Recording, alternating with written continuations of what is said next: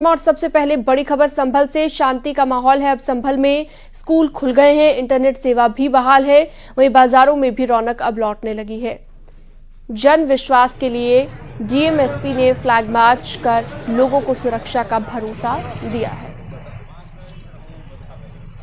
अभी धारा 163 लगी हुई है और हमारा सभी से अनुरोध है कि 10 दिसंबर तक कभी नहीं आए, क्योंकि माहौल शांतिपूर्ण है, सब दुकानें खुल चुकी हैं और इसी प्रकार की कोई समस्या नहीं है, लेकिन थोड़ी सतर्कता और संवेदनशीलता के तहत हमने सभी को मना किया है। लेकिन सर, जिस तरह से आने की कोशिश कर रहे हैं लगातार, लोकल एमपी को भी नहीं आने दिया जा रहा है। सभी उत्तरदायी लोग हैं, दायित्ववान लोग हैं, तो मेरा सभी से अनुरोध है कि वो जब भी आएँ तो आगामी अभी 10 दिसंबर तक रोक है, उसके बाद ही। संभल हिंसा में 50 और उपद्रवियों की पहचान हुई है। उपद्रवियों के पोस्टर लगाने की अब तैयारी की जा रही है। अब तक कुल 300 उपद्रवियों की पुलिस ने पहचान कर ली है और अब 50 और उपद्रवियों की पहचान कर ली गई है। इनके भी अब पोस्टर लगाने की तैयारी है।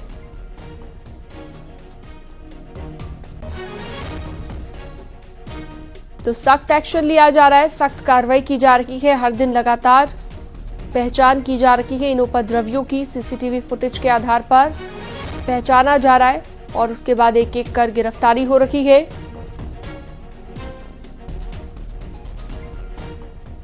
लगातार पुलिस गश्त भी कर रही है और इसके अलावा लगातार हर दिन इस मामले को लेकर नए नए खुलासे भी हो रहे हैं।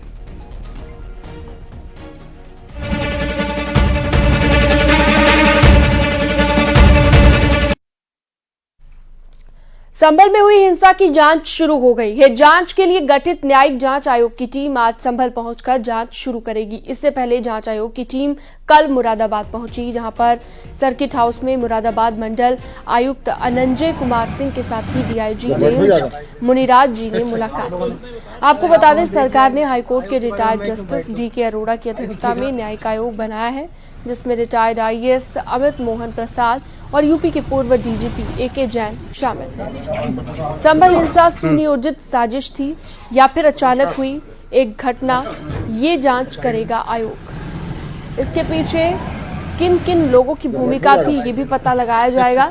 इसके साथ ही हिंसा से पहले और बाद में पुलिस और जिला प्रशासन की ओर से उठाए गए कदम सही थे या फिर नहीं, ये जांच भी आयोग की तरफ से की जाएगी।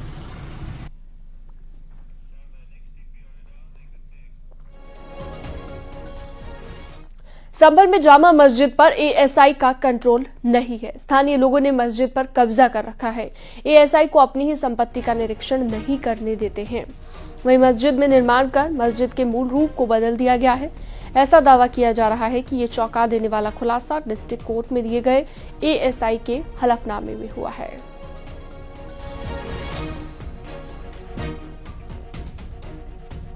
संभल में जामा मस्जिद के सर्वे के साथ ही चौंकाने वाला खुलासा हुआ है। यहाँ पर एएसआई के वकील ने संभल कोर्ट में हलफनामा दाखिल किया है, जिसमें कहा गया है कि जामा मस्जिद पर एएसआई का कोई कंट्रोल नहीं है। यहाँ के स्थानीय लोग जो हैं, मस्जिद के आसपास के लोग, वहाँ पर सर्वे नहीं करने देते, निरीक्षण नहीं करने देते।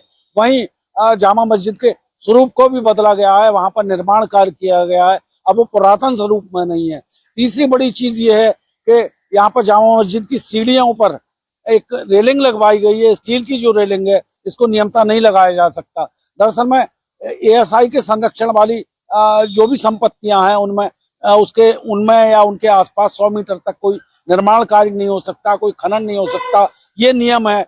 मगर बावजूद इसके यहाँ पर जामा मस्जिद का कंट्रोल एएसआई के हाथ से चला गया है। एएसआई के वकील विष्णु कुमार शर्मा ने संभल कोर्ट में दिए अपने हलफनामे में ये सारी बातें कही हैं। इस मामले में एक 2018 में जामा मस्जिद कमेटी के खिलाफ एएसआई ने एक मुकदमा भी दर्ज कराया था, जिसमें जो सीढ़ियां लगाने को लेकर था। हालांकि उसमें क्या हुआ ये तो बहुत साफ अभी नहीं है, लेकिन इतना तय है वहां जामा मस्जिद के स्वरूप को बदला गया है, वहां सीढ़ियां लगाई गई हैं और एएसआई को स्थानीय लोग सर्वे नहीं करने देते, वहां निरीक्षण नहीं करने देते उस जगह का। ये सारा इस हलफनामा में कहा गया है, जो बेहद चौंकाने वाला है। सुनील कुमार, न्यूज़ 18 संभल। संभल जाने से सपा डेलीगेशन को रोकने पर अखिलेश यादव का बयान सामने आया है। उन्होंने कहा कि हम शांति और न्याय चाहते हैं, ये पूरा सरकार और प्रशासन का कराया झगड़ा है। समाजवादी पार्टी का डेलीगेशन संभल जाना था। हम सब लोग शांति के पक्ष में हैं। वहाँ शांति हो, लोगों को न्याय मिले और न्याय मिलना जरूरी है। लोग और जो प्रशासन बातें समय समय पे कह रहा है वो सरकार के इशारे पे कह रहा है। इतनी तैयारी फोर्स की अगर पहले होती तो इतनी बड़ी घटना नहीं होती। लोगों को न्याय का भरोसा दिलाना इस सरकार की जिम्मेदारी है। आखिरकार दोबारा सर्वे क्यों करने का मन बनाया प्रशासन ने, दोबारा बनाया। और जब जा रहा था सर्वे की टीम में तो बीजेपी के कार्यकर्ता क्यों गए? ये पूरा का पूरा प्रशासन और सरकार का कराया हुआ झगड़ा है। संभल हिंसा को लेकर डिप्टी सीएम केशव प्रसाद मौर्य ने कहा है कि संभल घटना के मुख्य अपराधी के रूप में अगर इसे देखा जाए तो वो समाजवादी पार्टी है। उपचुनाव में समाजवादी पार्टी की जो करारी हार हुई है, जो जख्म लगा है, उसे वे भुला नहीं पा रहे हैं। समाजवादी पार्टी का वहां पर प्रतिनिधिमंडल भेजना एक नौटंकी है, वोट बैंक साधने की राजनीति है।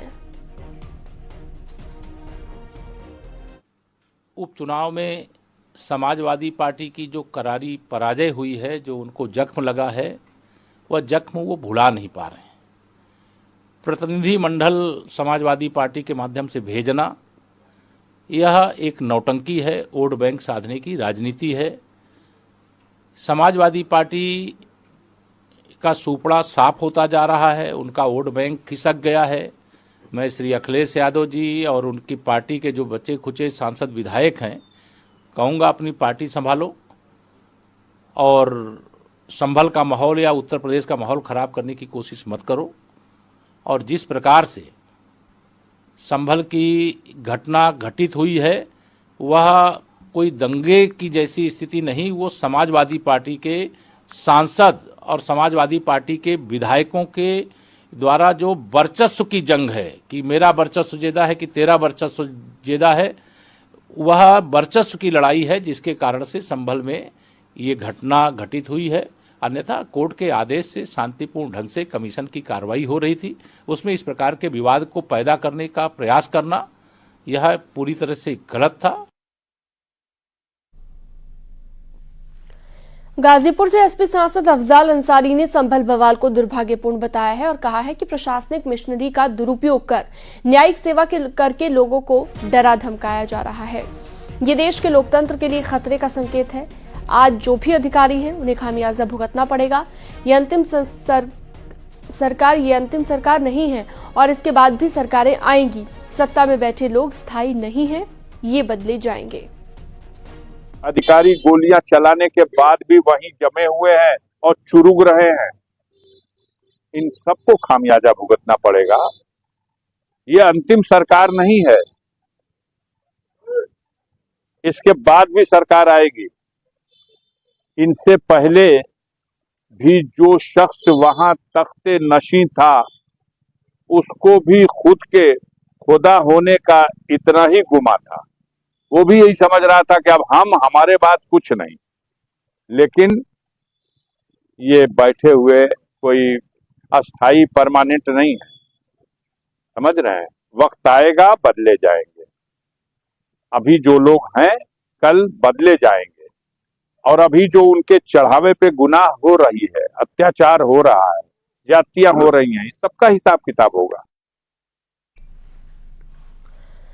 मुख्यमंत्री योगी आदित्यनाथ के गोरखपुर दौरे का आज दूसरा दिन है, जहां पर आज सबसे पहले सीएम योगी आदित्यनाथ गोरखनाथ मंदिर में पूजा पाठ और गौशाला में गायों की सेवा के बाद सुबह जनता दरबार लगाएंगे, लोगों की समस्याओं को सुनेंगे। इसके बाद सीएम योगी आदित्यनाथ 1200 बेटियों सामूहिक विवाह कार्यक्रम में शामिल होंगे और विवाहित जोड़ों को आशीर्वाद देंगे।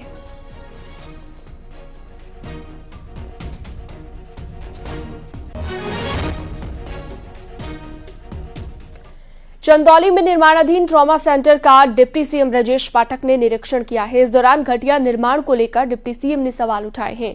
घटिया निर्माण को लेकर अफसरों को फटकार लगाई है। ईंट को बजाकर घटिया बताया है। C&DS के सहायक इंजीनियर को घटिया निर्माण दिखाया है। साथ ही कहा कि एक चवन्नी की रिकवरी कराएंगे। बोलो, ये अव्वल दर्जे की ईंटा है? अरे पूछो यार, यहाँ रिजेक्टेड यहाँ क्या कर रही है? ये साइड की बची हुई ईंटा है, रिजेक्टेड थोड़ी है। रिजेक्टेड चट्टा अलग होता है, उसमें क्रॉस चिन्ह बनता है। बनाए हो क्रॉस चिन्ह, दिखाओ हमको। आवाज देखो तुम, अभी बजा देंगे तो टूट जाएगा। देख रहे हालत, इस तरीके से हेरा फेरी नहीं चलेगी। ईंटा की आपको काली सूची में डाला जाएगी। ये तमाशा किए पूरा, पैसा रिकवर कराएंगे, एक चवन्नी हो। ये देखो आप, ये ऐसा होना चाहिए पूरा। देखो बेस में हनीकुम, देखो जाकर उंगली लगाओ, उसमें लगाओ लगाओ, ऐसा होना चाहिए। ये देखो आप, होना चाहिए ये